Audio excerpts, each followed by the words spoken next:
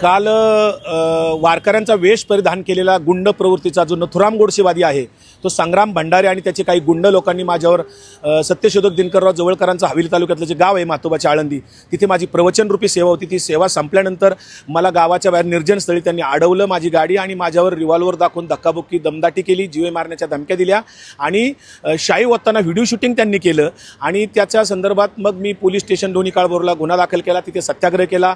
आमच्या सगळ्या पक्षाच्या नेत्यांचे मला फोन आले, रोहितदादा पवार स्वतः तिथे लोणी काळभोर पोलीस स्टेशनला आले।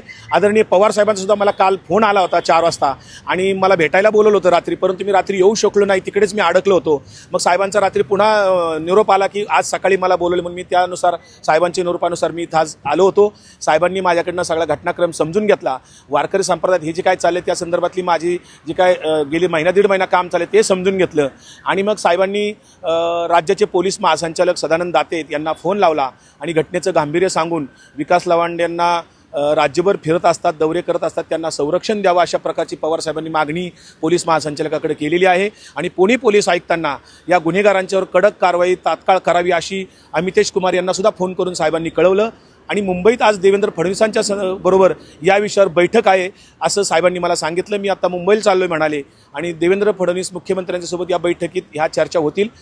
त्यानंतर बैठकीनंतर म्हणले मी तुम्हाला काय ते कळवतो, ही लढाई जारी ठेवा, हे काम चालू ठेवा असं साहेबांनी मला सांगितलं। मला वाटतं का न्याय मिळेल, कारण काल तुम्ही म्हणले की वेपन दाखवलं गेलं, तुम्हाला लमकवलं गेलं, पण तो कलम कुठेही लावला गेला नाही, त्याचं कारण असं देण्यात आले की ते व्हिडिओमध्ये कुठे वेपन दिसत नाही। तो जो व्हिडिओ आहे प्रसारमाध्यम, मी पुन्हा सगळ्यांना सांगतोय की प्रसारमाध्यमांच्यातनं किंवा सोशल मीडियातनं जो व्हिडिओ 41 सेकंदाचा शाई ओततानाचा आला आहे ते शूटिंग संग्राम भंडारेच्या लोकांनी केलेलं आहे, मी केलेलं नाही आहे। त्यांनी फक्त शाई ओतण्याचं शूटिंग केलं, पण शाई ओतण्याच्या अगोदर जे 2 मिनिटं त्यांनी काय दादागिरी माझ्यावर केली, धक्काबुक्की केली, रिव्हॉल्वर मला 2 जणांनी दाखवले, हे शूटिंग कोण करणार होतं? कारण माझा मोबाईल माझ्या गाडीत होता, माझ्या ड्रायव्हरला त्यांनी एका बाजूला धरून ठेवून त्याला मारहाण करत होते, त्याचा शर्ट फाटलेला आहे। हे सगळं जे काय आहे पोलिसांना मी सगळं सांगितलेलं आहे, माझ्या स्टेटमेंटमध्ये ते सगळं दिलेलं आहे। आता मला न्याय मिळेल का नाही मला माहीत नाही आहे, कारण या राज्यामध्ये वर्षानुवर्ष न्याय मिळत नाही। अनेक महिला मुलींच्यावर अत्याचार चालल्यात, बलात्कार चालल्यात। गेल्या 10 वर्षामध्ये किती बलात्कारी लोकांना फाशी झाली हो गेल्या 10 वर्षात? मला तर एक दुसरी सुद्धा कुठे दिसत नाही की याला फाशी शिक्षा झाली।